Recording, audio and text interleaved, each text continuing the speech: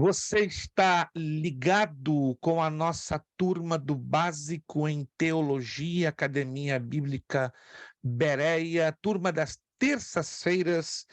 Hoje é a sétima, isto aí, ó, sétima, é a aula número 7 desta matéria que está mexendo forte com a nossa cabeça, com os nossos corações. Escatologia bíblica, né? Temos prorrogação para até a 10ª aula, né? Então, nós estaremos concluindo esta matéria no dia 21 de fevereiro, permitindo Deus, e no dia 28, no último dia do mês de fevereiro, estaremos começando uma nova matéria. Então, estamos hoje na 7ª aula da matéria de escatologia bíblica. Hoje é segunda-feira, último dia do mês de janeiro, 31 de janeiro de 2023. Nossos agradecimentos a todos que puderam, né, estar conosco nesta noite, irmã Amanda, irmã Bernadette Braz, a família Ramalho, hoje, né, desfalcada do seu patriarca, pastor Anderson, né, que por motivos de trabalho não pôde estar hoje presente, mas agradecemos a irmã Sabrina, Angelina, pelo esforço também, família Grijó, família bonita, que pena que não tive oportunidade de conhecer vocês, né, no mês de janeiro, mas não vai faltar oportunidade, ou vai ser aqui ou vai ser aí. Aí só depois de março, né? Não sou louco de ir agora. Só se vocês me derem um prêmio de US$ 2 milhões, até pensaria duas vezes, né? Mas mesmo com US$ 2 milhões, me animaria não, né? Eu vou por, sei lá, só Jesus, mas a gente vai se conhecer, se Deus quiser, ou aqui ou aí. Também nossa irmã Vanessa, né? Tá bem agasalhada, né? Com um manto ali que é realmente é do seu digníssimo esposo, tem todo o rostinho do seu digníssimo esposo. Irmão Leandro, muito obrigado pelo seu esforço, né? E no mês, esse mês agora que está entrando, se Deus quiser, vamos ali nos encontrar em Martas Vinhas, né? No nosso seminário de escatologia na igreja do pastor Renato. Irmã Elana, obrigado pelo esforço. Irmão Cleiton Avancini, lá de Curitiba, Paraná, cidade bonita no planeta. Chegou o professor Elton Ottoni com uma camisa lima-limão, me deu vontade de tomar uma limonada. Rapaz, esse homem não é fácil não, né? Tá lançando moda. Parabéns, irmão Elton. Muito bonita a sua camisa. Também o nosso agradecimento à nossa irmã Meire, né? Tem batalhado bastante hoje, depois de algumas ausências, estará conosco. E irmão Abissai, né? Irmã Meire e irmão Abissai estão aí batalhando para concluir uma nobre tarefa, mas daqui a pouquinho eles estarão aí visíveis e aparecendo. Vamos lá, meus irmãos. Página 24. Eita, estamos agarrados com as trombetas. Essa questão aí é complexa, mas a gente vai dar uma pincelada só para dar um realce, só para dar uma definição. Só está faltando irmã Ana Lu, que até o momento, por A e B C razões, não pôde, né, estar presente, mas quero acreditar que até o finalzinho ela vai, se Deus quiser, vai aparecer. Bom, lembram-se que nós falamos já em 2 ou 3 aulas anteriores que a tribulação é o período que a maioria dos estudiosos qualificam o período de 7 anos, enquanto que o último período de 3 anos e meio, aí sim é necessariamente conhecida como grande tribulação. Popularmente, denomina-se a grande tribulação o período dos 7 anos, mas não é correto, tá? Mas você vai ouvir muito. Grande tribulação, como fosse toda a extensão dos 7 anos. Mas, teologicamente, o mais correto é dizer que grande tribulação será os 3 últimos anos e meio, que será o período do derramamento das 7 taças da ira de Deus, enquanto que a tribulação, não é? Ela vai ocupar a primeira parte, ou é a visão de todos os 7 anos. Já havíamos também falado que, uma vez que a tribulação é dividida em 2 partes iguais de 3 anos e meio, fica uma incógnita no ar, não é? Por causa da questão das trombetas. Creio que já estudamos e não é demais repetirmos essa abordagem, que é uma abordagem difícil, muito difícil, não podemos negar, eu não posso negar, uma vez que, apesar de que eu estudo esta matéria há exatamente 50 anos, mas é uma temática muito difícil. Por ser difícil, temos que ter o redobrado cuidado em fazermos afirmações. O que podemos afirmar, eu, com toda humildade, digo, posso afirmar à luz da Bíblia. O que não podemos afirmar, trabalhamos na área da dedução e da teoria. E temos que ter muito cuidado com as especulações, né? Porque muita especulação pode esfriar nossa fé, pode nos tirar do foco, entende? Então é uma coisa muito delicada. E no momento que a Bíblia não deixa detalhes muito claros, ou seja, alguns desses detalhes são um pouco truncados, então só podemos trabalhar com deduções, né, com hipóteses e com teorias. Mas vamos lá, já que nós vamos falar hoje, já começando daqui a pouquinho, falando sobre o toque das trombetas, vamos então àqueles dois textos. Lembram-se que nós já mencionamos por várias vezes o texto de 1 de Tessalonicenses, capítulo 4, verso 16 e 17, e o texto da primeira carta aos Coríntios, capítulo 15, versículos 51 e 52. Primeiro vamos na ordem. Primeira carta de Paulo aos Coríntios. Primeira carta de Paulo aos Coríntios. Não é querer ficar batendo demais na tecla, mas esta questão precisa ser, não é? Se há uma dúvida, ou se ainda em vocês restou um pouco de dúvida, ela tem que ser eliminada de uma vez por todas. O que se pode afirmar, afirmamos. O que não se pode afirmar, fica no campo da dedução, da hipótese e da teoria. Primeira carta de Paulo aos Coríntios, capítulo 15, versículos 51 e 52. Eis que vos digo um mistério. Aí eu peço que você sublinhe esta palavra, mistério. Quem de vocês me poderia dar uma rápida definição do que você entende por mistério? Nas igrejas pentecostais, né, nos anos 90, até recentemente eu vi numa igreja em Boston, né, achei interessante, né, que me lembrei dos anos 80, 90, os irmãozinhos, é mistério, é Oráculo, coisa mistério. oculta, pastor. Algo oculto, uma coisa oculta. Qual é a outra compreensão que você tem sobre mistério? Alguém poderia me dar uma rápida definição? O irmão Elton colocou como algo oculto, algo escondido. Qual outra definição que alguns de vocês poderiam me dar da palavra mistério? Uma definição bem Algo simples. não revelado? Algo não revelado. Perfeito. A colocação do irmão Cleiton, ela está mais teologicamente correta. Não que do irmão Elton esteja errada, é porque temos que entender que as palavras na Bíblia, elas ganham uma conotação um pouquinho diferente. Algumas são literais, mas outras elas ganham uma conotação diferenciada, ou seja, no sentido genérico, mistério é algo definitivamente oculto, escondido.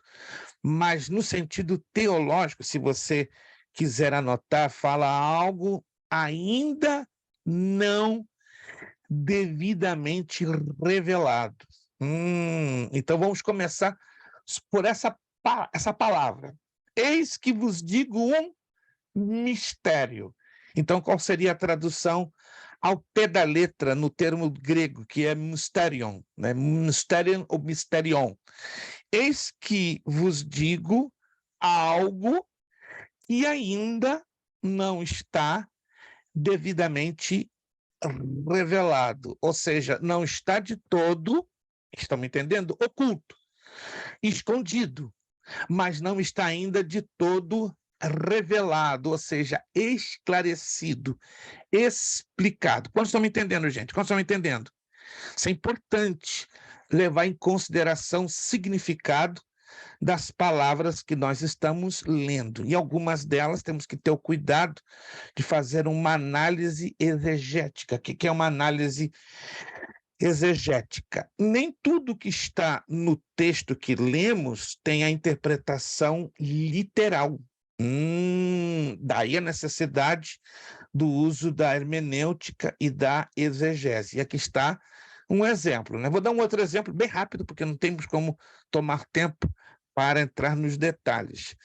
Se você vai à carta de Paulo aos Romanos, se você quiser anotar, quem já passou por essa matéria vai se lembrar. Quem não passou ainda, é interessante você anotar. Se você vai lá na carta de Paulo aos Romanos, capítulo 7, você vai encontrar a palavra lei mencionada várias vezes. Alguém está com o áudio aberto? Pode me fazer a bondade do seu lado aí fechá-lo, senão eu fecho aqui do meu lado. Obrigado. Porque qualquer som que sai atrás de você vaza em toda a telinha aqui, nossa, e causa um pouquinho de interferência. Obrigado àquele irmão ou irmã que pôde fechar. Mas vamos lá. Anote aí, a carta de Paulo aos Romanos, analisa lá com carinho o capítulo 7. Capítulo 7. Só nesse capítulo vai aparecer a palavra lei mais de 3 vezes. Analisa comigo isso. A palavra lei na carta de Paulo aos Romanos, ela aparece mais de 3 vezes. E essas ocorrências, lei, lei, lei, lei, não é a mesma coisa, não é o mesmo significado. Como é que eu sei disso? Através do contexto. Por que é o contexto? Os versículos que estão antes, ok? E os versículos que estão depois.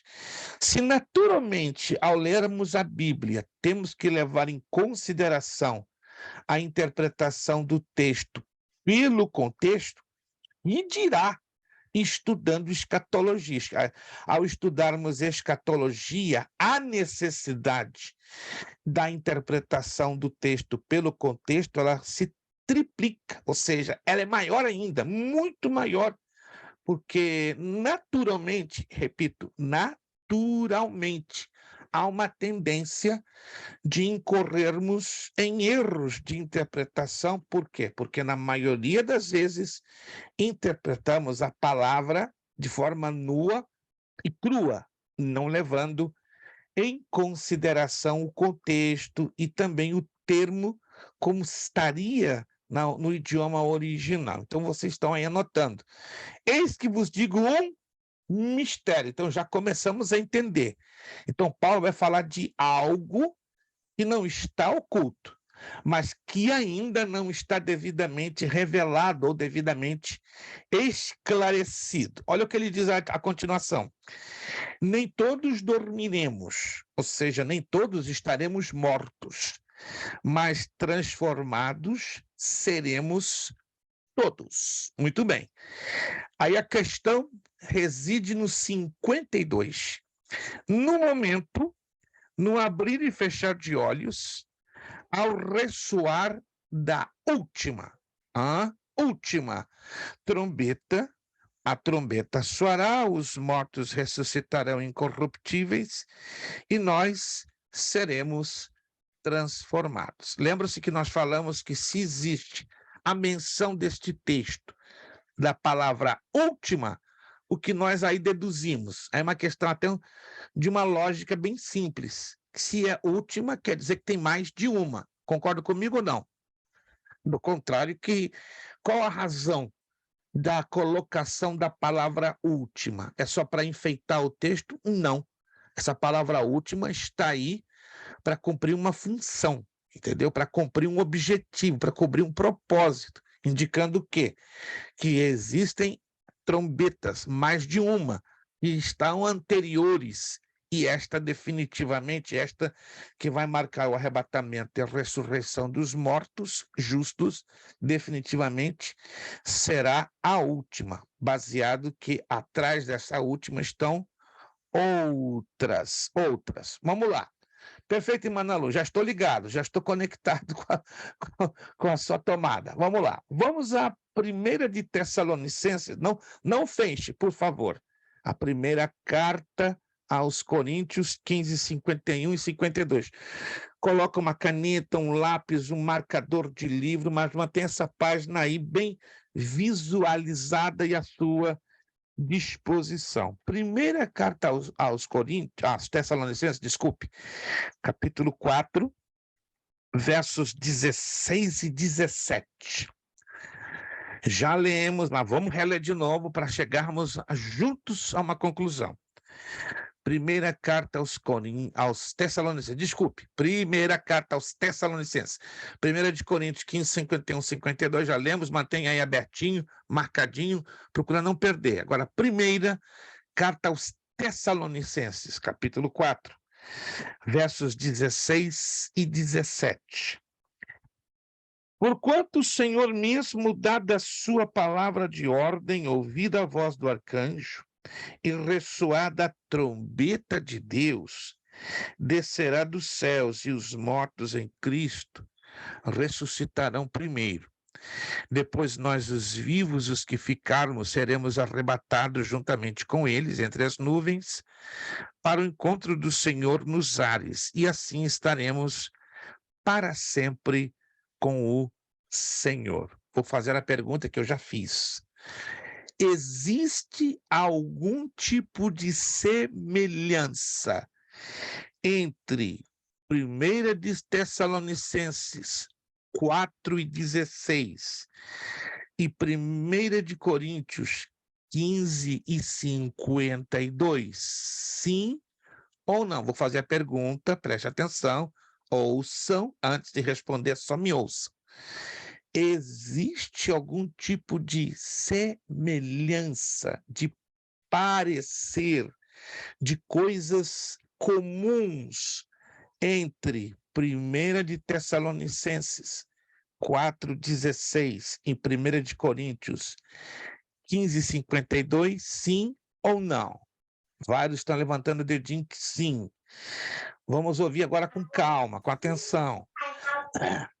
Quais as duas diferenças, não diferenças, as duas semelhanças que encontramos entre os dois textos? Teria mais, mas eu só quero que alguém... Pastor, Sim, por favor, vamos na ordem. Primeiro irmão Elton, depois um outro irmão, irmã.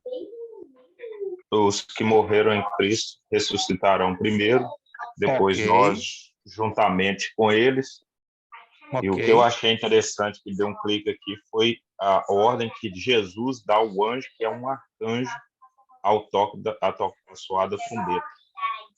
E aí Ok. dá a entender que é o mesmo do Apocalipse, que Deus lá vai ordenar cada anjo, o anjo a tocar cada trombeta. Né? Quero ouvir outro aluno. Quais as duas semelhanças que você, aluno, ao ler os dois textos, você encontrou? Tem mais de duas, mas eu quero que você me assinale apenas duas. Só irmão Elton? Não, vocês que levantaram a mão, obviamente detectaram semelhanças. E eu quero saber quais as semelhanças que você enxergou entre os dois textos. Por favor, a palavra está franqueada, está aberta. Ou não existe semelhanças? Se existe, pelo que eu vi alguns dizendo sim, então fique à vontade em abrir. Eu vi as mesmas semelhanças que ele falou. Mencione duas, Que por eles favor, vão irmã Vanessa. Vou aproveitar o gancho da sua participação.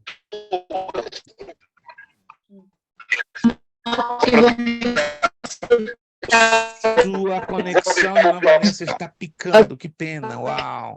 A conexão da irmã Vanessa Que está mortos picando. usaram primeiro, depois... Já não me ouço. Uau. A conexão da irmã Vanessa, infelizmente, está picando, está horrível, deu algum tipo de interferência. Enquanto a irmã Vanessa... Melhor agora, pastor? Está picando. Está melhor agora? Um pouquinho, a sua imagem frisou completamente. Já não ouço. A sua conexão está bem deficiente, não sei o que está acontecendo. É alguma coisa relativa ao seu modem, é o que dá a entender.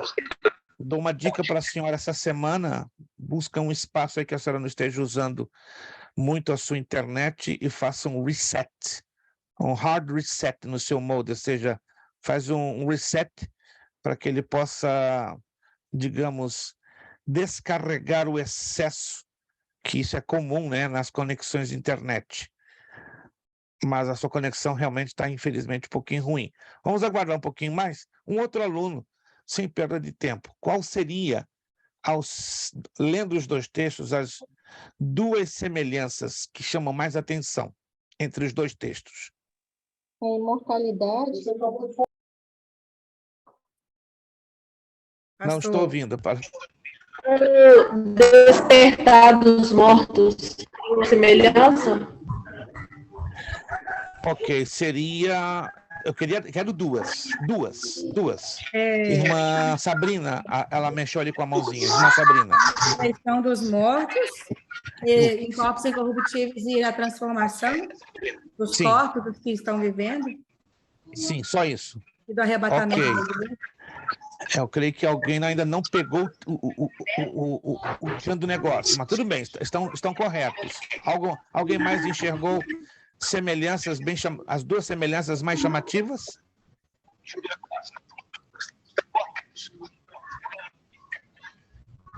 Não? Tá, eu tem mais de duas. E fala das trombetas, Não não? vai descer do céu os dois na trombeta? E isso que está causando um pouco de confusão. As duas semelhanças mais chamativas nos dois textos é a ressurreição dos mortos e o toque das trombetas, ou da trombeta, não trombetas no plural, de uma trombeta sozinha, né, no singular. Só 1 de Coríntios 15:52 dá a ordem desta trombeta. Estão percebendo? Só 1 de Coríntios diz que ela é a última, mas 1 de Tessalonicenses não fala qual é a ordem, se ela é a primeira, a segunda, a terceira ou a quarta, mas ela traz o mesmo evento. E o evento qual é? Ressurreição dos mortos. Todos estão me acompanhando, gente? Estão todos me acompanhando? Isso chama-se leitura para fazermos a correta interpretação do texto. Vamos lá. Se os dois textos estão falando do mesmo acontecimento, mas, pastor, como eu sei que está se referindo ao mesmo acontecimento? Ressurreição dos mortos. Alguém está me acompanhando? É o mesmo acontecimento de 1 de Tessalonicenses 4 e é o mesmo de 1 de Coríntios 15. Concordamos com isso? Está falando do mesmo acontecimento. Ressurreição dos mortos justos. O que traz um pouco de dificuldade é que Coríntios, 1 de Coríntios, diz última trombeta, mas 1 de Tessalonicenses não menciona se é a primeira, segunda, terceira, mas o fato é o mesmo. Exato.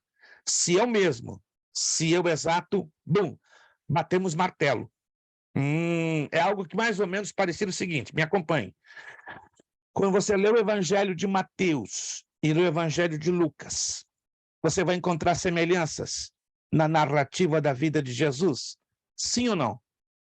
Vai encontrar semelhanças e vai encontrar diferenças. Estamos de acordo com isso?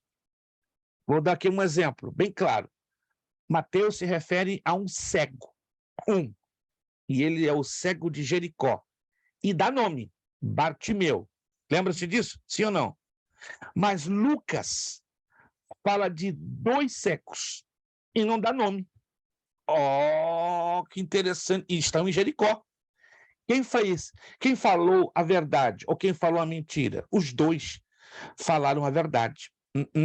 Só que Mateus falou do seu ponto de vista. Então ele enxergou, na verdade, 2, igualzinho a Lucas. Vamos assim dizer, tá? Que, na verdade, quem enxergou de fato foi Mateus, é o que estava presente. Mas Lucas não estava presente. Olha que interessante.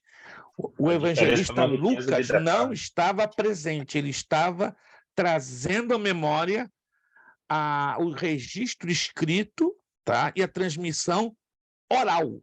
Opa! Os dois evangelistas que estiveram presentes no ministério de Jesus como testemunhas oculares foram Mateus e João. Alguém está lembrado disso? Mateus e João. Marcos e Lucas nunca viram Jesus, não caminharam com Jesus, não é? Ouviram falar de Jesus, receberam informações sobre a pessoa de Jesus através de farta documentação que chegou às mãos, ou que chegaram às mãos deles, ok? E a tradição oral, que era muito comum naqueles tempos, e era tida como exata, precisa, sem distorções, não é como hoje, na nossa cultura. Fulano disse isso, aí chega no ouvido do outro, fulano disse isso e aquilo, aí chega no outro do ouvido do outro, fulano disse isso e aquilo e mais aquilo. Mas na cultura judaica, não, na cultura judaica, fulano disse isso, aí ia para o ouvido do outro, fulano disse isso, fulano disse... Então se repetia, era um eco. Mas na nossa cultura, não. É fulano disse isso, primeira pessoa. Fulano disse isso e aquilo, segunda pessoa. Fulano disse isso, aquilo e mais aquilo. Por isso, volto a repetir, que a tradição da transmissão dos evangelhos de Marcos e Lucas são incontestáveis, tanto que se encaixa com a documentação muito farta, mais de 1.500 documentos que confirmam todo o relato, não é, da tradição. Okay. Diante disso, então, vamos tomar isso como um parâmetro que é normal dentro das Escrituras. Se eu tenho dois textos diferentes, tá? Isso aqui são parâmetros, são princípios de interpretação. Se temos dois textos diferentes, mas falam do mesmo acontecimento, porém trazendo detalhes diferenciados, qual é a conclusão que chegamos? Estamos falando do mesmo acontecimento, do mesmo evento, da mesma situação, da mesma história, só que em pontos de vistas diferentes, né? Embora foi Paulo, olha que interessante, que foi o autor tanto de 1 de Coríntios como de 1 de Tessalonicenses, mas colocou em pontos de vista ou dentro da revelação de Deus de forma diferenciada. Todos estão me entendendo? Por haver essas diferenças, e mais ainda, quando você lê o texto grego, a coisa fica um pouquinho mais difícil. Por quê? Porque nós não podemos estabelecer uma cronologia exata, perfeita, tá? O texto grego dá uma ideia de que selos e trombetas poderiam estar acontecendo, poderiam, não estou afirmando que vai, poderiam acontecer que quase que assim, simultaneamente, quase que ao mesmo tempo, ou, digamos, o primeiro selo é aberto, dá um tempo, abre a primeira trombeta, dá um tempo, abre o segundo selo, dá outro tempo, toca-se a segunda trombeta. Então, o texto grego dá a ideia, mas não podemos afirmar. Só podemos afirmar na segunda parte da tribulação, que ali sim é sequencial. O derramamento das 7 taças da ira de Deus é top. Segue uma sequência única num espaço de 1.260 dias. Pastor, a igreja vai entrar na tribulação? Não. Vamos aos dois textos, tem mais de 150, mas os dois textos que eu já bati na tecla, que nós temos que considerá-los. Primeira carta aos Tessalonicenses, capítulo 5, verso 9. Porque Deus não nos destinou, a palavra destinar quer dizer, nós não fomos chamados, nós não fomos colocados, nós não fomos assignados, postos nessa responsabilidade de entrarmos na ira, porque Deus não nos destinou para a ira, mas para alcançar a salvação mediante nosso Senhor Jesus Cristo. Anote aí a palavra salvação. Quando você lê lá no grego, é soteria. A tradução literal de soteria, livramento de uma tragédia ou de um mal. Ou daí vem aquela expressão soteriologia, a doutrina da salvação. Quem já ouviu falar dessa matéria da teologia? Soteriologia, a doutrina da salvação. Então, a palavra soteriologia vem da palavra grega soteria. E a palavra grega, anote em algum lugar, a palavra grega soteria quer dizer ao mesmo tempo livramento de uma tragédia ou livramento de um mal. Então, quando Cristo nos salvou ali pelo seu sacrifício realizado na cruz do Calvário, ele realizou uma soteria, né? Um ato de livramento, né? Do pecado, do juízo, da tribulação, de um pacote, não é? De um pacote muito grande, perfeito? Então vamos lá. Então Deus não nos destinou para a ira. Ira é a palavra sífilis no grego, a mesma que aparece em Mateus capítulo 24, referindo-se à tribulação, mas para alcançar a salvação, ou seja, o livramento da tragédia ou do mal. Vamos também a Isaías, capítulo 57.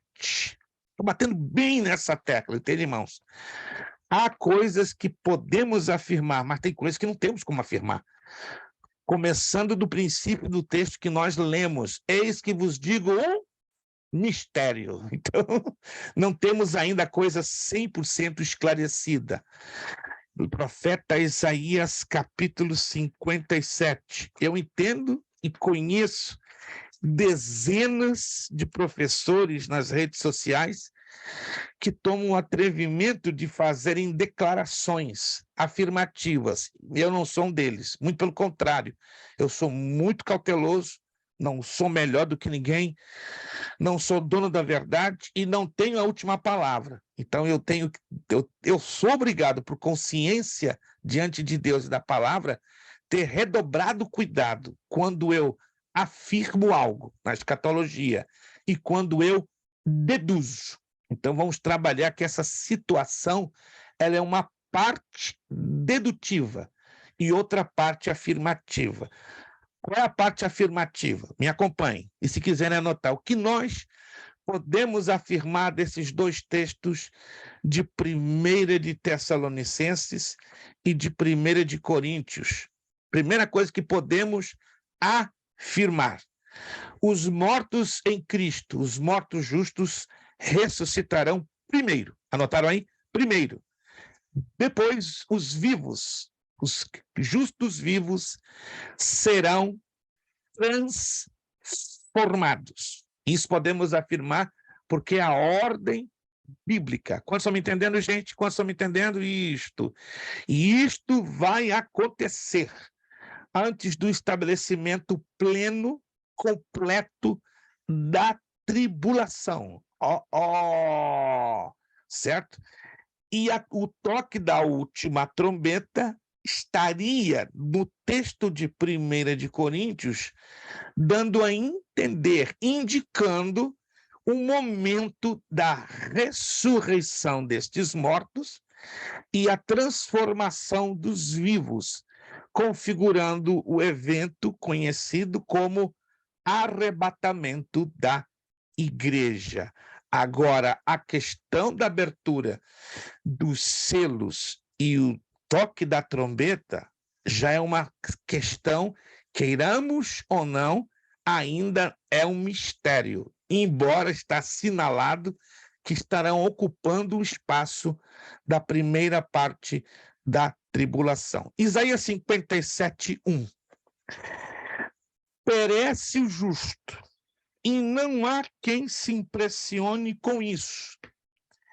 E os homens piedosos, não é?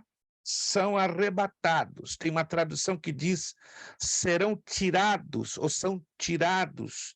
Uma outra tradução, serão retirados. Então anote aí, arrebatado, tirado, retirado é o mesmo no texto hebraico. Temos que levar em consideração o que diz o texto original, o texto no hebraico, e também o que diz o texto dentro do contexto em língua portuguesa, sem que ninguém considere nesse fato. Vamos ser sinceros, quem hoje, na verdade, com exceção de um grupo pequeno, está esperando com ânsias o arrebatamento da igreja? Vamos lá. Quem hoje está esperando, na verdade, com ânsias, o arrebatamento da igreja? É um grupo grandíssimo ou é um grupo bem pequeno? Vamos lá. O que vocês acham? Olha lá, ó, irmão Gil. Pequeno. Ó, lá, irmão, muito pequeno. E o mais assustador, que este grupo muito pequeno estão mundanos que não estão nem aí, e pior ainda, crentes. Vamos ser sinceros, quantos de nós, nos últimos 10 anos, quantas mensagens, isso não é para criticar, irmãos, é para entendermos que isso fala do relógio profético, que os fatos estão em altíssima velocidade, está se cumprindo. O problema é a nossa sensibilidade e o nosso discernimento espiritual. Presta atenção na pergunta. Você poderia enumerar, fazer uma listinha de quantas mensagens sobre arrebatamento e a vinda de Jesus você ouviu nos últimos 10 anos? Não estou incluindo as nossas aulas. Esqueça-se, coloca as nossas aulas de lado. Não inclua, não é? As nossas aulas, as nossas ministrações. Tirando, colocando de lado as nossas aulas, nossas ministrações, ou se você teve acesso a algum de nossos vídeos no nosso canal do YouTube. Tirando tudo isso, nos últimos 10 anos. Quantas mensagens sobre o arrebatamento da igreja, a segunda vinda de Jesus, cada um de vocês tem ouvido? Mais de 20? Nos últimos 10 anos, vamos ser sinceros. Menos de 10. Menos de 10, disse o Abissai. Meu Deus! Uau! Alguém mais Eu não se me lembro. atreveria a dar uma resposta? Nos cultos da igreja, Uau! na igreja não se ouve falar nos cultos. Não. A maioria das pregações hoje é de ânimo, né, pastor? Como? A maioria das pregações hoje ela é mais animadora. Você vai vencer, você vai conquistar, Deus vai te não dar. É errado, que não é errado. Não, é mas certo, no é boa, é momento coisa boa. que fazemos dessa situação uma constante, eliminando a segunda vinda de Jesus e o arrebatamento da igreja, o negócio fica estranho. Paulo falou algo lá em Romanos capítulo 7, quero levar vocês a Romanos capítulo 7. É preocupante, irmãos. Cada dia que passa, e eu particularmente estudo esse assunto, fico muito triste e muito aflito. Romanos capítulo 5. Perdão, capítulo 7, desculpe. Deixa eu ver se esse texto é esse mesmo, né? Que diz, se esperarmos por Cristo só nesta vida, seremos os mais miseráveis de todos os homens. Deixa eu ver aqui qual é o texto em Romanos. Esperar por Cristo só nesta vida.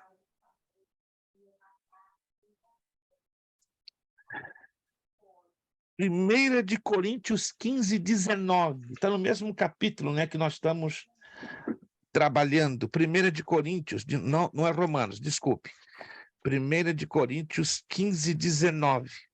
Eu peço que você até anote esse texto, que está dentro, né, dessa temática difícil. Primeira de Coríntios 15, 19. Se a nossa esperança em Cristo se limita apenas a esta vida, somos os mais infelizes de todos os homens. Tem uma tradução que é mais forte. Se só esperamos em Cristo nesta vida, somos os mais miseráveis de todos os homens. Quem tem essa tradução? Somos os mais miseráveis. Uau! Mas o que está acontecendo, então, com a maioria dos evangélicos, dos cristãos? Eles estão esperando o além? Eles estão esperando o que vem lá da eternidade? Na sua maioria, já sabemos, infelizmente, a resposta, né? Então, não vamos, claro, entrar em maiores detalhes. Nos últimos 10 anos, como disse o Abissai. Se ouvimos 10 mensagens, seria uma média de uma mensagem por ano. Mas é um assunto tão importante, porque se trata, né, da finalização da nossa salvação. Billy Graham, o pastor Billy Graham, já falecido, certa feita, ele disse: a igreja que ama o arrebatamento, pelo menos por mês, teria que ter 15 mensagens sobre o arrebatamento. Uau! Aí, uma igreja que ama, palavras do pastor Billy Graham, e vocês devem ter sabido quem foi o pastor Billy Graham. Um grande, um tremendo de um evangelista, entende?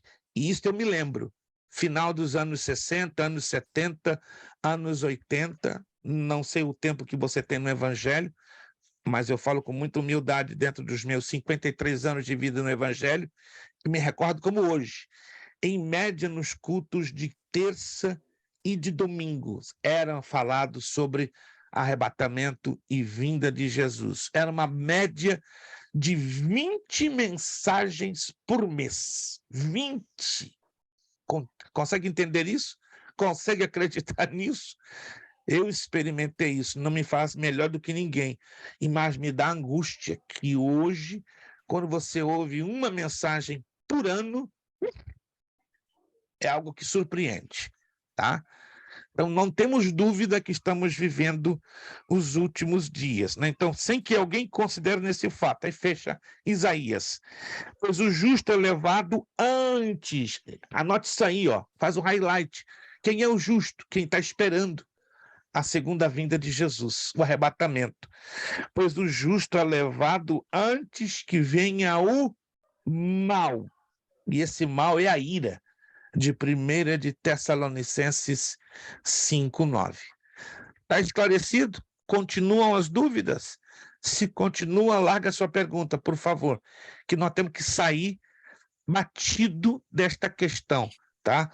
O que é mistério, ou seja, o que foi revelado ainda não na sua totalidade, temos que aceitar e crer pela fé até onde se pode entender. De um ponto para frente não temos como, podemos só trabalhar com dedução e teoria, mas o que podemos afirmar, aí sim, pela escritura, pelas orientações detalhadas, podemos afirmar. Quantos estão entendendo, gente? Maravilha. Dúvidas ainda? Perguntas? Fique à vontade. Pastor, Para a deixa gente, eu fazer então, uma entrar pergunta. Vamos debulhar agora os fatos que envolvem as trombetas. Abissai. Eu fiz a pergunta, pastor, o senhor estava respondendo, mas o senhor acabou indo para outro rumo. Dessa vez o irmão Elton não atrapalhou, o senhor não respondeu. Seja, então, um pouquinho específica, irmã Ana Lua, por gentileza, para que eu possa lhe ajudar. Quando o senhor falou, quando estava lendo lá no versículo bíblico, que fala que os mortos que ouvirão a última trombeta não serão nós para sermos arrebatados. O que nós ouviremos? Como será para aqueles Nós não teremos participação em ouvir absolutamente nada. Então, e como nós vamos saber que aquele é o momento? Como é que seria isso? Quando sejamos retirados da terra. Em nenhum momento, entenda isso pelo texto bíblico, o texto bíblico não indica que nós, os vivos, precisaremos de algo que identifique o arrebatamento. Não existe. Se existe, eu gostaria que alguém me apontasse esse texto. Não existe. O tratamento específico é com os mortos justos. O porquê? Não temos resposta. A soberania de Deus assim determinou. Os evangelhos vão falar que Jesus vem como um ladrão, ele não avisa. Chega, saqueia, tira todo mundo e ninguém sabe. É aí que Os entra que vão uma ficar polêmica, se a preocupados... vinda de Jesus vai ser ou não iminente. A parábola das 10 virgens explica isso. A parábola das 10 virgens explica o que é iminência. Não avisa. Embora Mateus capítulo 25, do verso 1 ao 13, nos mostra a vinda de Jesus na figura do casamento judaico. E a figura do casamento judaico está estabelecida em 3 etapas. Então, Cristo deixou essa parábola para a igreja, que aí não entram os mortos, pudesse identificar através dos sinais a aproximação da sua vinda.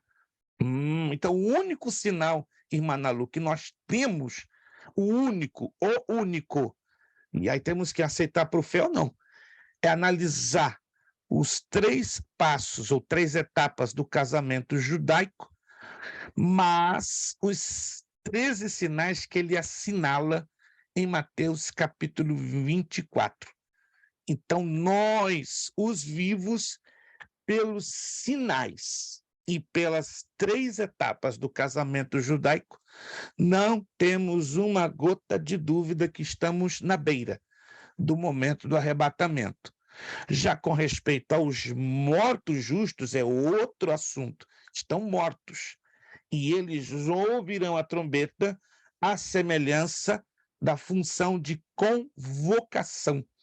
Entende? Então, lá no Antigo Testamento, se a irmã lê com atenção, os capítulos 26, 27 e 28 do livro do Êxodo fala sobre a função das trombetas no Antigo Testamento, e uma delas é de convocação, e aprove a Deus usar essa figura do Antigo Testamento para a ressurreição dos mortos. Compreende, Manalu? Então, como nós sabemos, então, o momento do arrebatamento? Pelos sinais, unicamente pelos sinais. Eles são no número de 13, dentro de Mateus capítulo 24, combinando com Lucas 21, e entram também nas 3 etapas do casamento judaico que vemos em Mateus 25, de 1 a 13, na parábola das 10 virgens, ok?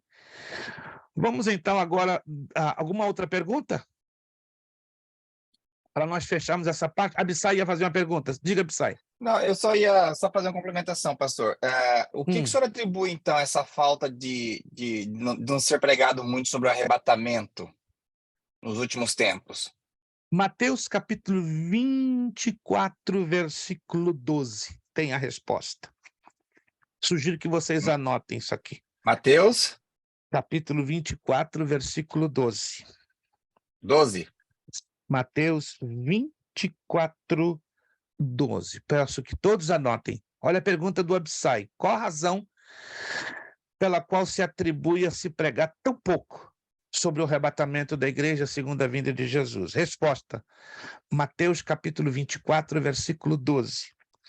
E por se multiplicar a iniquidade, o amor se esfriará de quase todos. Aí você estuda a fundo as 2 palavras que estão neste texto, iniquidade e amor. Aí você descobre que no grego a palavra iniquidade é adíquia e a palavra amor é ágape. Aí você vai a fundo e descobre que adíquia, a palavra adíquia é uma palavra grega que quer dizer falta de obediência à palavra revelada. E amor, ágape, amor sacrificial, amor divino. Quem tem o amor sacrificial, o amor divino na terra? Qualquer um? Só os cristãos. Romanos capítulo 5, verso 5 dá a prova. Quem tem o amor sacrificial, o amor ágape, o amor divino, somos nós. Então esse texto está se referindo a quem? Aos cristãos. Por multiplicar-se o que? A falta de obediência à palavra revelada. O amor sacrificial divino vai se esfriar, mas vai se esfriar em quem? Nos cristãos. Porque o mundano não tem o amor ágape.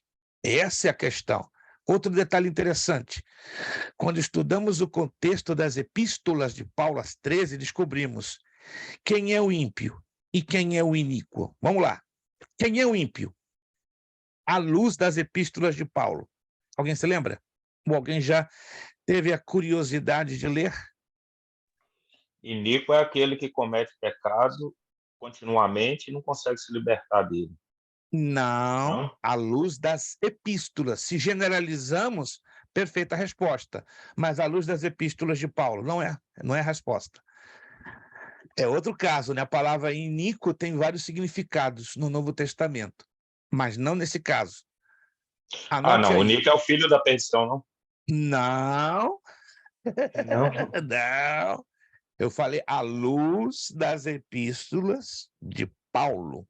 Se nós não estudamos ainda a fundo as epístolas de Paulo, vai ser difícil chegarmos a uma conclusão, concordam? Então lá, anotem aí.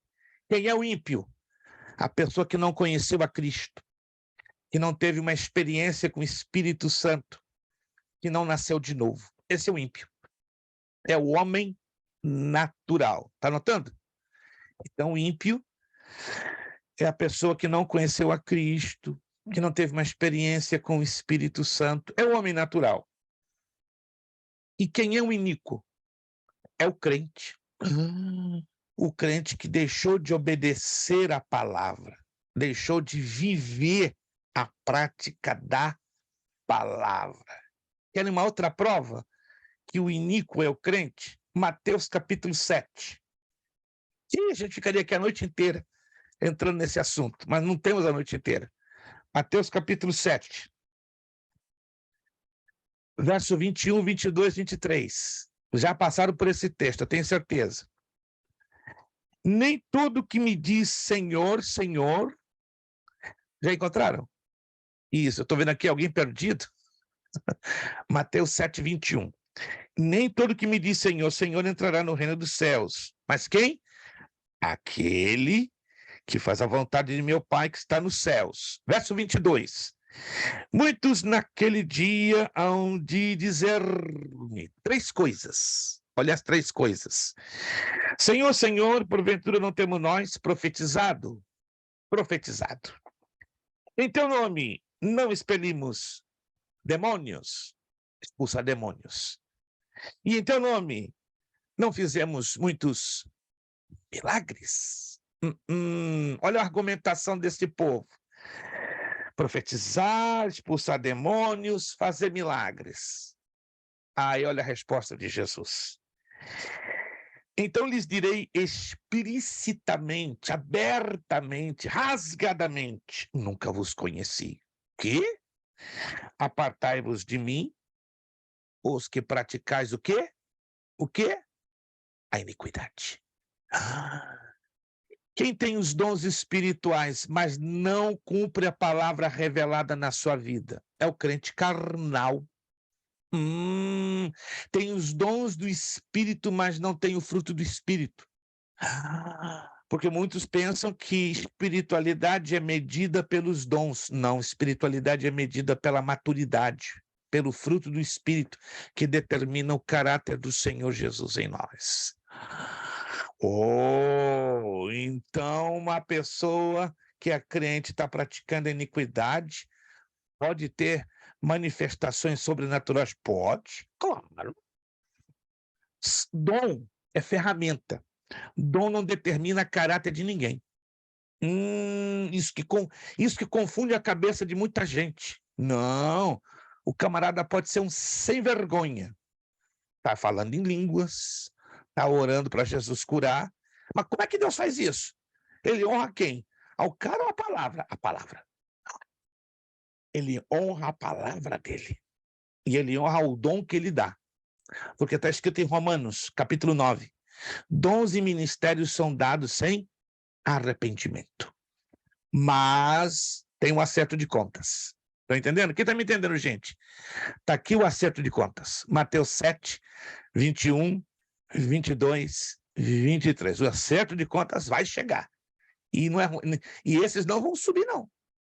Podem ter recebido os dons, mas está faltando a maturidade, o fruto do Espírito. No dia do arrebatamento, vão entrar em parafuso. Opa! O que aconteceu? Fiquei para a tribulação? Claro.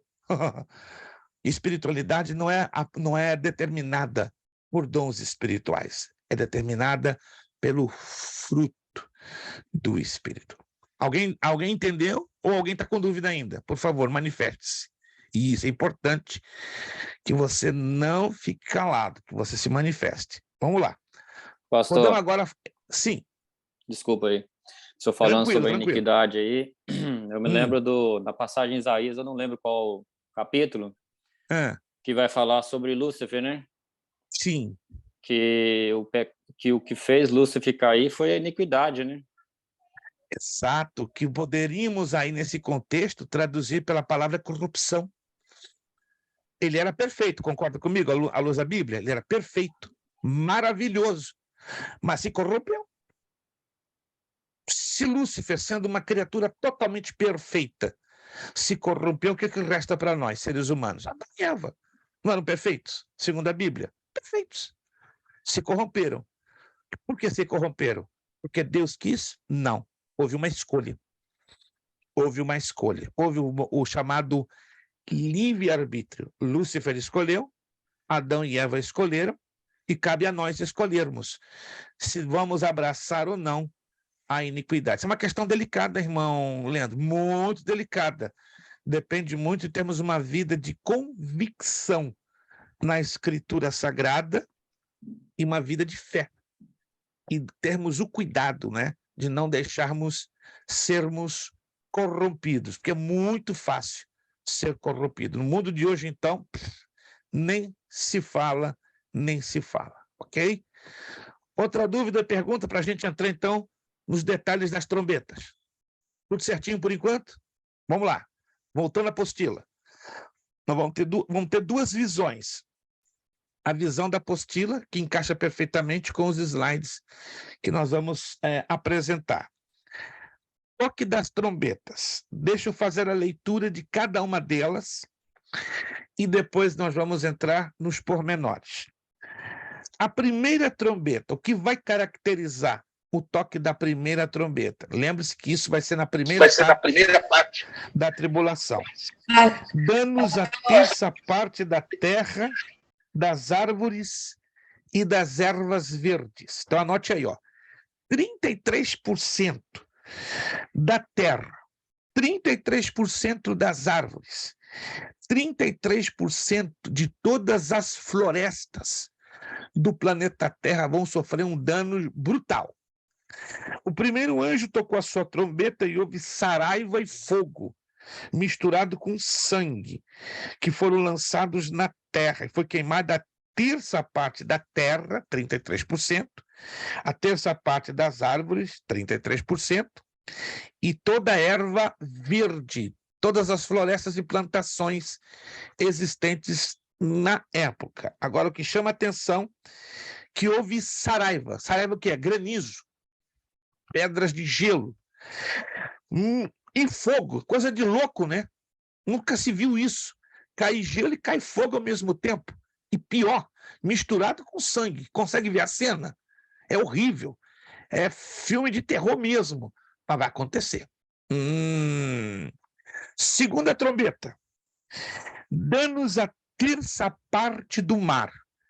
Se não bastasse 33% da terra danificada, 33% das árvores e 33% de todas as florestas e coisas plantadas no planeta, agora vai ser o mar. Uau! Então o negócio vai pegar. O segundo anjo tocou a sua trombeta e foi lançado no mar como que um grande monte, ardendo em fogo, e tornou-se em sangue a terça parte do mar. E morreu a terça parte das criaturas viventes que havia no mar. E foi destruída a terça parte dos navios. Duas coisas aqui me chamam a atenção, não sei se chama a sua atenção. Foi lançado no mar como um grande monte ardendo em fogo. Quando você vai no texto grego, sabe qual é a palavra? Meteoros. Que? Meteoros. Meteoro. Quem já ouviu falar de meteoro? Um meteoro, não é um meteorito. Meteorito é pequeno. Meteoro é um negócio enorme. Mas olha o que chama a atenção. Ardendo em fogo. Os meteoros que geralmente ardem em fogo são qualificados ou classificados como cometas. Tem vários tipos de cometas. Possivelmente este é um cometa inflamado, que virá do espaço exterior, do espaço sideral, em enorme quantidade. E o que ele vai fazer? Ele vai romper a atmosfera da Terra. Você deve saber, já deve ter visto isso em documentários, que qualquer objeto, quando adentra, penetra a atmosfera da Terra, o que acontece? Queima. Porque é o atrito, né? Digamos, vem uma pedra no espaço, tenta penetrar a atmosfera, então o que vai acontecer? O atrito, ou seja, o objeto em alta velocidade, ao romper a atmosfera, e lembre-se que a atmosfera tem 8 gases nobres, incluindo o quê? O oxigênio, e aí gera o quê? Fogo. Se o fogo existe, é porque existe oxigênio. Alguém está me acompanhando? Está me acompanhando o pensamento? Então, esse cometa, suposto cometa ou um meteoro, vai vir já inflamado dos céus e vai piorar, porque ele, penetrando a atmosfera, ele vai se incendiar. E tornou-se sangue. Olha, esse sangue é a matança. Imagine milhares de animais marinhos mortos. Milhares, ou por que não dizer milhões, baleias, delfins, toda a vida marinha, 33% da vida marinha vai estar em sangue. E morreu a terça parte das criaturas, está aqui o texto, das criaturas viventes que havia no mar, e foi destruída a terça parte dos navios. Nossa segunda trombeta vai ser arrasadora, vai destruir 33% da vida marinha e vai arrebentar com 33% de todos os navios que estiverem trafegando no mar. Se você tem um site, eu vou postar para vocês, se eu não me esquecer, que mostra via satélite a quantidade de navios que estão hoje trafegando no planeta Terra, seja no Oceano Atlântico, no Pacífico e no Índico. São mais de 10 mil, indo de um lado a outro para entregar mercadoria, armas, o que você imaginar. São mais de 10 mil navios cruzando os mares do planeta Terra. Imagine 10, 15, 20 mil, 33% deles arrasados, destruídos. Muita gente morta. Terceira trombeta, danos à terça parte dos rios e fontes das águas. A destruição continua. O terceiro anjo tocou a sua trombeta e caiu do céu uma grande estrela, já não é um monte, já é uma estrela, não é? A palavra grega é stauros, ardendo como uma tocha, e caiu sobre a parte dos rios e sobre a fonte das águas.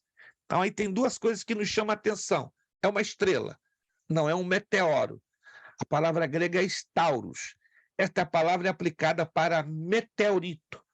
Ou é parecido, mas não é a mesma coisa. Então, já mudou.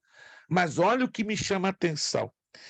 O nome da estrela era absinto. Absinto quer dizer amargo. E quando estudamos química e física, descobrimos que o único elemento natural que existe na natureza, no formato de pedra, mas é radioativo, chama-se xenônio. Faça essa pesquisa. Xenônio. Então, provavelmente vai ser um meteorito carregadinho de xenônio, que é um material tão radioativo como o plutônio. Né? O xenônio é 48 vezes mais radioativo que o plutônio. O plutônio pode ser manipulado pelo homem para fazer as bombas atômicas e as bombas nucleares, mas o xenônio é muito perigoso. Para ter uma ideia, 40 gramas de xenônio mal manipulado destrói uma pessoa, acaba com a vida humana em menos de 18 minutos. De tão poderoso que esse material radioativo, e ele gera um sabor amargo e um cheiro amargo intenso, semelhante ao enxofre. Alguém já aspirou de longe o enxofre? Alguém já sentiu cheiro de enxofre? Já? É um cheiro amargo que perturba, que angustia. Então, vai ser um meteorito que vai descer à Terra, vai trazer um cheiro de amargo, um cheiro de absinto, né? Que vai ser provavelmente xenônio. E o que vai acontecer? A terça parte das águas se tornou em absinto, tudo amargo. E muitos homens, a radiação vai ser terrível, vai levar à morte de milhares. E muitos homens morreram das águas, porque se tornaram amargas. Quarta trombeta. Danos à parte do sol, da lua e das estrelas. O quarto anjo tocou a sua trombeta e foi ferida a terça. Preste atenção nessa característica aqui. Isso aqui é interessantíssimo. Isso aqui é uma descrição astronômica, pelo menos na linguagem do apóstolo João. E aí a gente vai descobrir isso aqui, que é maravilhoso. Ó. Terça parte do sol, terça parte da lua, terça parte das estrelas. Estão me acompanhando? Sol, lua e estrelas. São os elementos que comandam o quê? Aqui dentro do planeta Terra. Vamos lá. São 3 elementos que comandam Luz. algo dentro do planeta Terra. O que é exatamente? Luz. Luz. Perfeito. Vamos ser mais específicos. Irmão Elton já deu o pontapé inicial. Sol, Calor. lua, estrelas, eles comandam a luz. Mas vamos Calor, pastor. Calor. Temperatura? Mais do que isso. Vida. Chegando lá, mas tem algo que a gente não está aqui chegando à conclusão. Sol, lua, estrelas, eles comandam exatamente o quê? O livro do Gênesis nos ensina a entendermos As estações? isso. As estações. Perfeito, mas mais específico ainda. Segundo o livro do Gênesis, capítulo 1. O sol, dia e a lua, noite. Exatíssimo, irmã Amanda. 50 para a senhora. A irmã Amanda está ligada. Oi, irmã Amanda. 50 para a senhora. Sol, lua e estrelas são os elementos que comandam o dia e a noite, de acordo com o livro de Gênesis. Oi, irmã Amanda. Fica ligada. Irmã Neuza Botelho está aqui em pessoa, em formato miniatura. Anotou aí? Sol, lua e estrelas são os 3 elementos que comandam o dia e a noite. Como é que sabemos disso? Primeiro capítulo de Gênesis, Gênesis 1:4. Oh, veja só que curioso. Vamos lá. E semelhantemente, olha só, para que a terça parte dele se escurecesse, e a terça parte do dia não brilhante, e semelhantemente a da noite. E olhei e ouvi uma águia, que voando pelo meio do céu dizia com grande voz: ai, ai, ai dos que habitam sobre a terra, por causa dos outros toques de trombeta dos 3 anjos que ainda vão tocar. Preste atenção. Esta praga, ou esta quarta trombeta, vai levar com que a nossa atmosfera seja ferida, seja bombardeada, seja atingida. Aqui fala da destruição quase que completa da camada de ozônio. E os cientistas estão esperando que, quando isso aconteça, nós vamos perder a noção do dia e da noite. Preste atenção, vamos perder a noção do dia e da noite. O que nos lembra, lá dentro do Antigo Testamento, houve um fato que as pessoas perderam a noção do dia e da noite. Alguém se lembra? Lá no Antigo Testamento? A mim me lembra, a primeira vez... Elias parou o sol. Não, Elias não fez Josué. isso, gente. Foi Josué. Não. Rapaz, vocês estão brincando com Elias, com Josué. Elias, Não faz isso, irmão. Por favor, eu vou tirar ponto do irmão. Vamos lá. A questão que as pessoas vão perder a noção do dia e da noite. Lembra-nos de um fato lá no Antigo Testamento, um fato parecido, não igual, parecido. Quem foi que parou o sol no Antigo Pragas Testamento? com Moisés? Como? As pragas quando teve com Moisés? Isto, quando houve a praga das trevas, lembram-se disso? Na praga das trevas acabou a capacidade do povo de discernir o dia da noite, ou seja, estava tudo escuro. Do jeito que estava escuro, não se sabia se era noite ou dia e noite, porque estava tudo escuro. Então, algo parecido vai acontecer no toque da quarta trombeta, ou seja, a atmosfera da Terra vai ser ferida. Então vai se perder a capacidade de discernir dia e noite e vice-versa. Se não bastasse, olha a quinta trombeta. Tormento dos gafanhotos. E o quinto anjo tocou a sua trombeta e viu uma estrela que caíra sobre a terra. Outro meteorito, meu Deus! E foi-lhe dada a chave do poço do abismo. Preste atenção. Na Bíblia, quem vai ser lançado por um tempo preso lá no poço do abismo? Satanás. Satanás. Eita! Então, o buraco onde o diabo vai estar preso por 1000 anos vai ser aberto. Mas o que vai acontecer? Preste atenção, olha no texto. Olha no texto. E abriu o poço do abismo. Uau! O Tártaro. E subiu fumaça do poço, como fumaça de uma grande fornalha. E como a fumaça do poço, escureceram o sol e o ar. Então, a quinta trombeta ela vai dar o reforço da quarta. Se o negócio já estava difícil, o povo já não discernia, o dia da noite, noite para o dia, vai piorar ainda com a quinta trombeta. Mas se não bastasse esse empeoramento, olha só, da fumaça saíram gafanhotos sobre a terra. Sabe quem são esses gafanhotos? Demônios, anjos caídos, presos no poço do abismo. Que negócio sério! Mas lembre-se que Satanás ainda não vai ser lançado aqui. Ele vai ser lançado depois que acabe a tribulação. Estão se lembrando disso? Depois que acabe a tribulação, ele é lançado aqui e ele fica preso ali por 1000 anos, que é o período do governo de Cristo na Terra. Mas no poço do abismo tem um grupão de anjos caídos, não é? Que aqui Deus vai liberar alguns. E olha o que eles vão fazer. E foi-lhes dado poder com o que tem escorpiões na terra. Olha a coisa interessantíssima. E foi-lhes dito que não fizessem dano à erva da terra, nem a verdura alguma, nem a árvore alguma, mas somente os homens que não têm na fronte o selo de Deus. Foi-lhes permitido não os que matassem, mas que por 5 meses os atormentassem.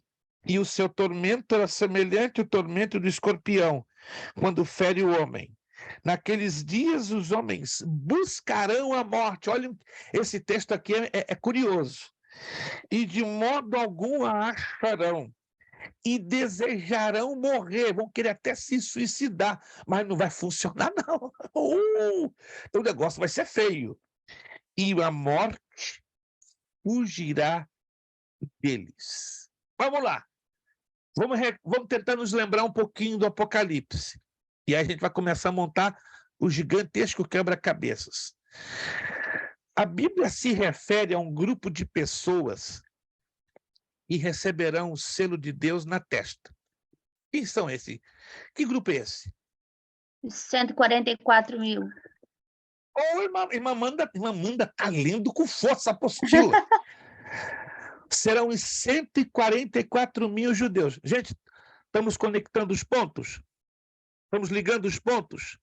Então, aqui na quinta trombeta, esta praga que vai cair na quinta trombeta só não vai afetar os 144 mil. Uau!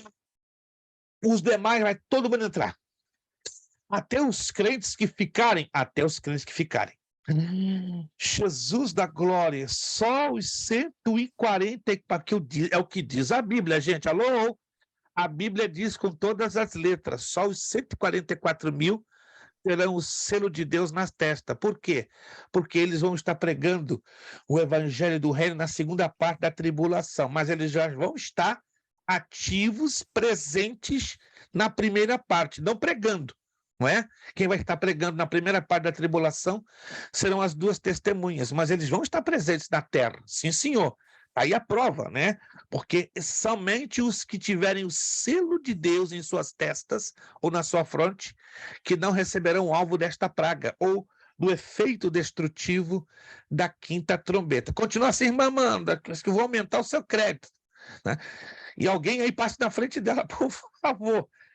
É uma questão de conexão, entende, irmão? Se nós estamos lendo a apostila e lendo os textos que a apostila nos orienta, a gente vai começar a encaixar uma peça dentro da outra. Quantos estão me entendendo? Quantos estão me entendendo? Esse é o lado bonito do livro da escatologia, né? Quando você começa a conectar as peças, quando você começa a caminhar, não é? Analisando parte por parte, ligando um ponto com o outro. Vamos à sexta trombeta. O sexto anjo tocou a sua trombeta. Então, aí é a matança da terça parte dos homens.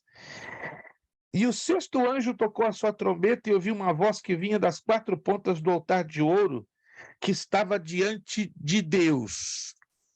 Que altar de ouro é esse que estava diante de Deus? Alguém tem uma ideia?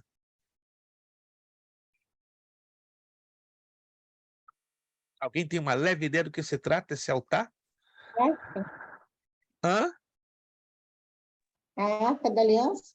A Arca da Aliança. Perfeitissimamente. Irmã, a próxima Bernadette eu vou dar um cinquentão para a senhora que só vai sorrir até amanhã de manhã.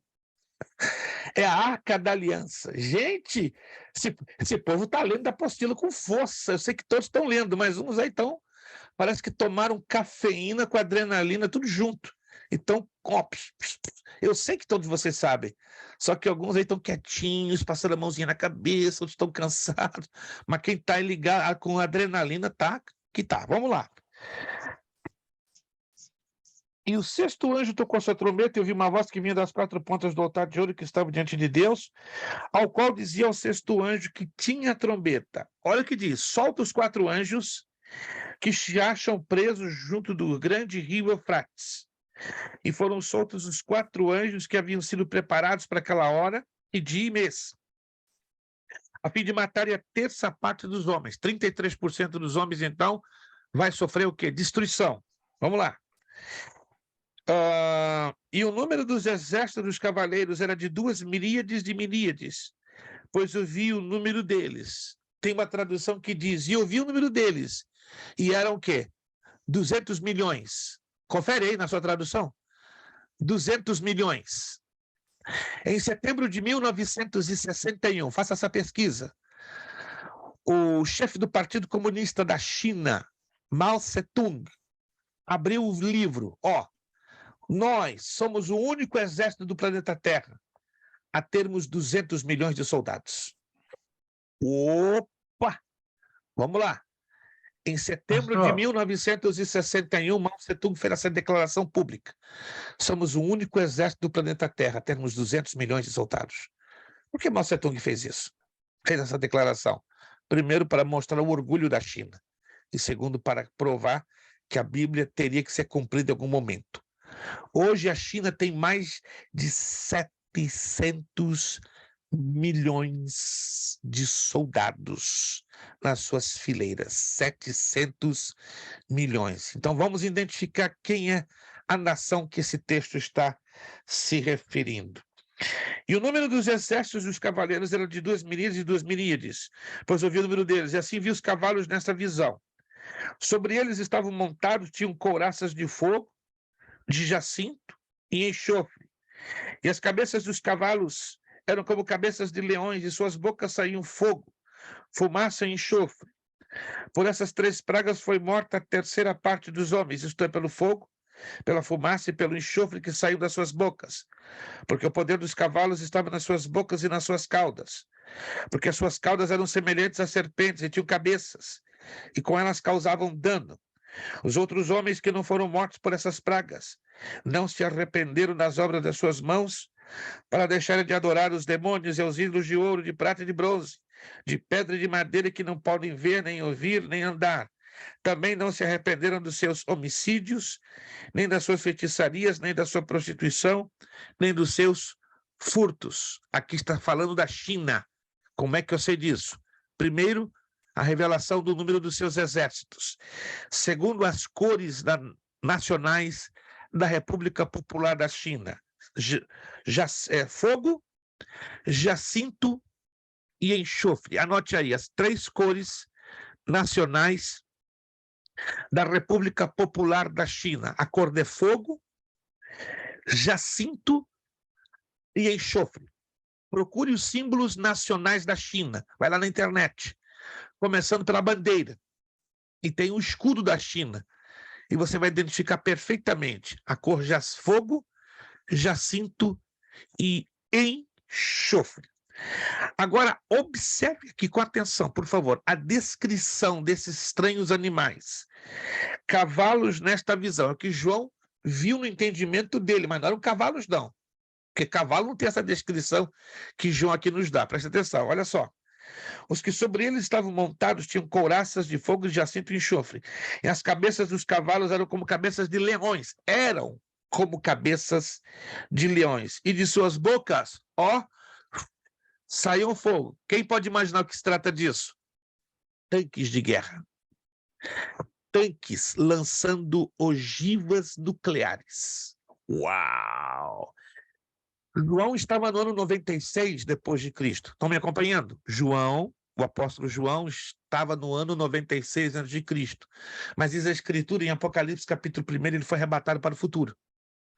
Ele não estava tendo uma visão. Alô? João não estava tendo uma visão. O espírito dele foi transportado para o futuro. Quem sabe disso? Quem sabia disso? João não estava tendo uma visão.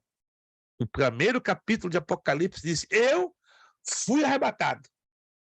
Ou seja, ele foi lançado para o futuro.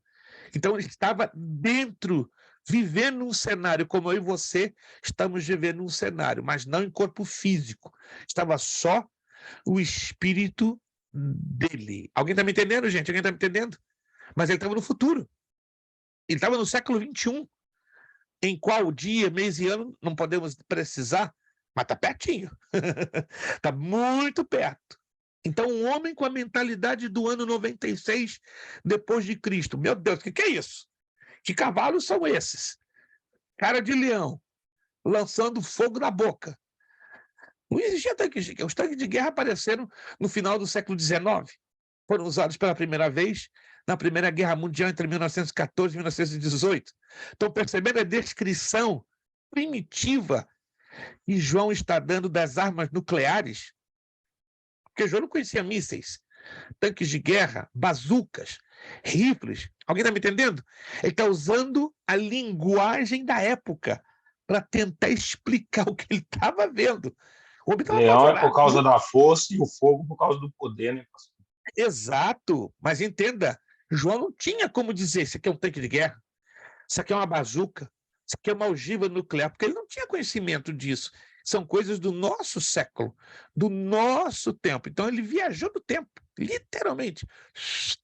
Saiu do primeiro século depois de Cristo e viajou 20 séculos. E caiu no século XXI e viu todo este cenário. Pastor. Então toda a descrição que você vê aí é das armas nucleares que João viu com seus próprios olhos.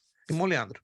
Pastor, não, que eu já ouvi um estudo também de um outro pastor que ele diz que ele acredita, né, que esses gafanhotos aí seria helicóptero de guerra. Sim, faz sentido. Movidos, claro, por demônios, por espíritos malignos, que vão dar uma capacidade sobrenatural, mas faz realmente sentido, certo? Porque a visão de helicópteros com as asas girando em alta velocidade, qual é a visão do homem do ano 96 depois de Cristo? Gafanhoto gigante. Faz muito sentido. Quantos estão me entendendo, gente? Isso aqui é lindo demais. Isso aqui é fascinante. Eu creio que muitos de nós lemos a Bíblia e ficamos: uau, o que é isso? O que está querendo dizer?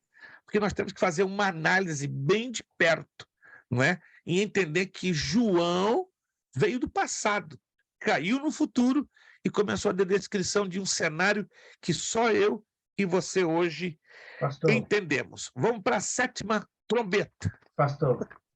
Fale. Pastor. Fale. Me diz uma coisa, poderíamos entender que a queda da Babilônia que cita no Apocalipse 18 seria a China? Não. Não. Aí é outro assunto. Vou abrir rapidinho um leque fechado, bem rápido, só para satisfazer a dúvida do irmão Cleiton, e a gente lá na frente, não é? Provavelmente na próxima aula ou dentro de 2, já que temos 10, né? Temos 3 ainda pela frente, nós vamos falar sobre isso. Mas anotem em algum lugar. O capítulo 17 do livro do Apocalipse. Anote em algum lugar. Todo o capítulo 17 do livro do Apocalipse fala da Babilônia religiosa. E quem é? A Igreja Católica Apostólica Romana. Apocalipse, todo o capítulo 17 fala de características históricas detalhadas da Igreja Católica Apostólica Romana. E o capítulo 18 do livro do Apocalipse fala detalhadamente da Babilônia comercial. Quem é a Babilônia comercial? O país do Iraque. O quê? O país do Iraque. O capítulo 18 do livro do Apocalipse encaixa-se perfeitamente com o capítulo 13 de Isaías. 18 de Apocalipse se encaixa com o capítulo 13 de Isaías. Por quê? Porque fala da destruição da Babilônia. E quando começou, historicamente, a destruição da Babilônia comercial, com a queda do presidente Saddam Hussein em 1991, com a Guerra do Golfo. Quem se lembra da queda do ditador Saddam Hussein? Começa ali. O cumprimento de Apocalipse, capítulo 18, de Isaías, capítulo 13, ao mesmo tempo. Mas o Iraque ainda, na tribulação, vai dar uma surpresa, vai dar uma alavancada e vai se destacar no plano comercial mundial. Mas diz a Escritura, que vai cair. O anticristo vai dar um golpe em cima da Igreja Católica e outro golpe em cima do Iraque. Fiquem atentos, isso é impressionante, tá? Houve alguns poucos anos, creio que você se lembra, que a moeda do Iraque foi lá nas nuvens. Estava uma febre do povo vender a moeda do Iraque. Alguém se lembra disso? Ninguém se lembra. Há 5 anos atrás estava valendo um dinheirão, mas durou pouco tempo. Foi coisa de meses. E muita gente acabou perdendo dinheiro. Tá bom? Deixa eu avançar para a 7ª trombeta e a gente vai parar aqui, porque tem muita coisa ainda para a gente trabalhar em cima disso aqui, ó. Virando a página seguinte, que é a 25. Quando houver o toque da 6ª trombeta, cumpre-se o mistério de Deus. Vamos lá, que mistério é esse? Que a Bíblia fala de vários mistérios, né? Mas esse aqui ele é um mistério um tanto específico. Vamos lá. O anjo que vinha em pé sobre o mar e sobre a terra levantou a mão direita ao céu e jurou por aquele que vive pelos séculos dos séculos, o qual criou o céu que nele há e a terra que nela há e o mar que nele há, e que não haveria mais demora, mas que nos dias da voz do 7º anjo que estivesse para tocar a trombeta, se cumpriria o mistério de Deus. Estão percebendo aqui? Eu sublinhei esse aqui de propósito. Ó. É para fazer a conexão, a liga, a compreensão. Como anunciou aos seus servos os profetas. Apocalipse, capítulo 10, versos 5 a 7. Aí encaixa direitinho. 1 de Coríntios 15, 51, 52. Eis-vos digo mistério. Nem todos dormiremos, ou seja, estaremos mortos, mas todos seremos transformados no momento, no abrir e fechar de olhos, ao som da última trombeta. Uau! Porque a trombeta soará e os mortos serão ressuscitados incorruptíveis. E nós seremos transformados. Mas 1 de Tessalonicenses diz que nós não ouviremos, os vivos não ouviremos esta trombeta, senão os mortos. Então vamos lá. As características da sétima trombeta. E tocou o sétimo anjo a sua trombeta, e houve no céu grandes vozes que diziam: o reino do mundo passou a ser de nosso Senhor e do seu Cristo, e ele reinará pelos séculos dos séculos. E os 24 anciãos que estão assentados nos seus tronos diante de Deus prostraram seus rostos e adoraram a Deus, dizendo: graças te damos, Senhor Deus Todo-Poderoso, que és e que eras, porque tens tomado o teu grande poder e começaste a reinar. E iraram-se, na verdade, as nações. Então veio a tua ira e o tempo de serem julgados os mortos, e o tempo de dares recompensa aos teus servos, os profetas, e aos santos, e aos que temem o teu nome, a pequenos e grandes, e o tempo de destruíres os que destroem a terra.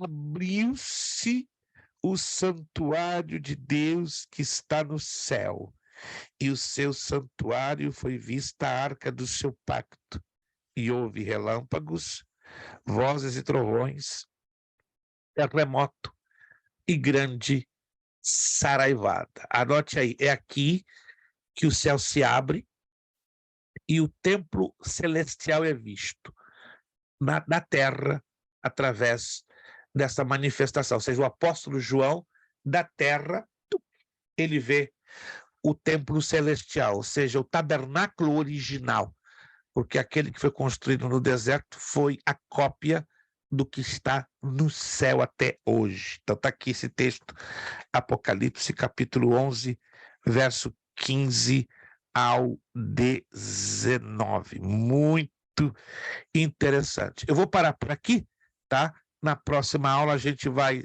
dar um desenvolvimento um pouquinho maior desses detalhes que envolvem a sétima trombeta. E aí nós vamos entrar na segunda parte da tribulação, que será propriamente a grande tribulação. Leiam, por favor, a página de número 26, tá? A página 26, que fala sobre a ressurreição dos mortos, tá? Eu gostaria que ficasse bem claro para vocês sobre a questão da primeira e da segunda ressurreição. Eu vou fazer algumas perguntas na próxima aula, ligado à ressurreição dos mortos, primeira e segunda ressurreição. Então, por favor, leiam essa página de número 26, a página 27, e um pedacinho da página 28, que fala sobre os mortos. Isso causa um pouco também de confusão, de dificuldade. Quem participará da primeira ressurreição, ok? E quem participará da segunda ressurreição? Os alunos que responderem as questões aqui ao vivo de forma correta, poderei dar 50, 75, e eu vou trabalhar já, a partir da próxima aula, de isentar 3 alunos de entregar o questionário.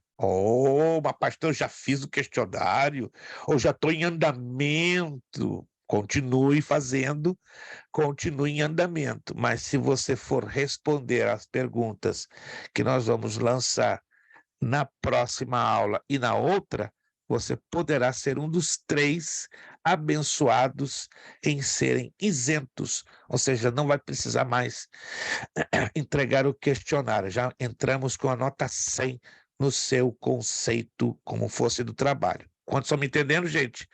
Então vale a pena. Hoje, irmã Amanda ligadíssima, né?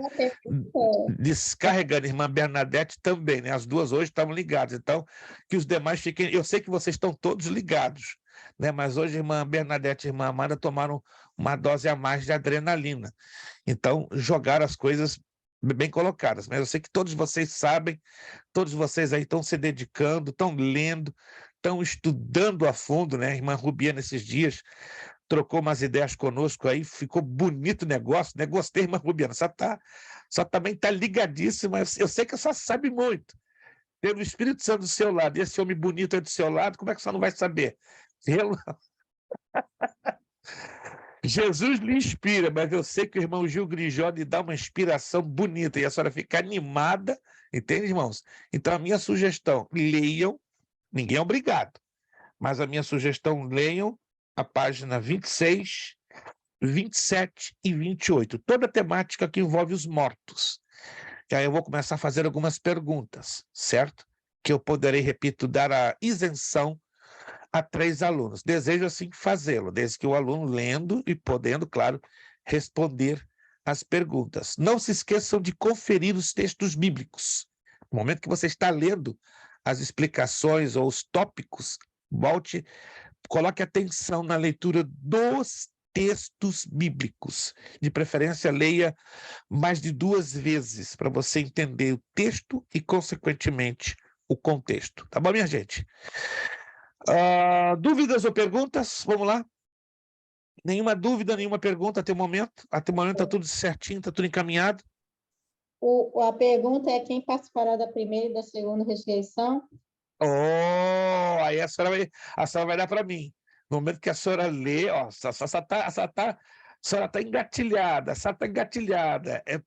só podia ser a irmã da irmã Sabrina para fazer essa... Estou vendo vocês duas do lado da telinha, né? É o mesmo sangue, o mesmo espírito, é a mesma unção, né? E aí é válido, a senhora dá um grito aí, Sabrina, me ajuda, me ilumina, minha irmã da minha alma, do meu coração. E claro, ela pode fazer, tem toda a liberdade, mas Sabrina, ela é minha né? irmã favorita, pastor. Olha só, dá um sopro então nessa irmã favorita. É a única. Bonito, olha, gostei dessa declaração romântica. De sangue, né? Irmã de sangue é a única, né? Minha irmã favorita, é a única. Meu Deus, eu já não posso dizer isso, porque eu não tenho irmãos, né? Jesus, sim, me pregou uma peça bonita, me deu 4 cunhadas, e o cunhado, então, não posso reclamar, não tenho irmãos de sangue, mas eu tenho 4 cunhados. Irmãos já pensou? por lei, né? Como diz em inglês. Irmã por lei. Então, tenho 4 irmãs por lei e tenho um irmão, né? Uma cunhada está aqui em casa conosco, né? Passando aqui as férias do verão lá no Brasil. Meu cunhado mora aqui pertinho da área de Tampa. Amém, irmãos. Deus falou algo a você e a cada um de nós através da sua palavra nessa noite? Falou alguma coisa? Aleluia. Se falou, meu Deus, que Deus nos fale mais ainda na próxima aula. Antes de terminar essa aula, primeiramente quero dar meus agradecimentos, irmã Amanda, irmã Beatriz, a Bernadette, a família Ramalho, hoje só o pastor não pôde estar presente, família Grijó, irmã Ilana, irmão Elton, irmão Leandro, irmã Nalu, irmã Meire, Abissai, irmã Cleiton, irmã Vanessa, nosso muito obrigado pelo enorme esforço que vocês fizeram. Quero, antes de terminar esta aula, né, além dos agradecimentos, quero agradecer a todos vocês que também cumpriram, né, com as suas mensalidades do mês de janeiro. Muito obrigado, Deus abençoe, prospere e continue recompensando poderosamente. Nos últimos dias eu fui informado, não sei a data exata, né, não sei infelizmente a data exata, mas da próxima vez a gente vai ter bem anotadinho, que nossa irmã Ana Lu fez aniversário por esses dias, não sei se foi ontem, anteontem, não sei exatamente. Nós gostaríamos de orar pela nossa irmã Ana Lu. Irmã Ana Lu, podemos orar pela senhora? Isso. Está ali ela, né, debaixo de uma tocha, de um holofote. Foi sábado, Ana Lu, me ouve? 28, pastor. Amém. Qual foi o dia? Foi Alô? sábado 28. Sábado 28, perfeito. Vamos orar então pela nossa irmã Ana Lu, que no sábado 28 completou 10 aninhos de idade. Na verdade, Ana Lu, 10 aninhos, né? Eu vou completar 14. Eu vou completar 14 dia 2 de setembro. As irmãs da Lu é mais jovem, né? Fez 10 aninhos, né? Eu vou fazer 14. Irmão Gil, que ele vai fazer 8. Não sei aonde, mas ele vai fazer 8 anos de idade. E assim por diante, né? O mais velhinho mesmo sou eu, né? Que vou fazer 14 aninhos em 2 de setembro. Vamos orar, então, agradecendo a Deus pela vida da nossa irmã Ana Lu. Irmã Ana Lu, me permita compartilhar o texto de Eclesiastes, capítulo 9, verso 8.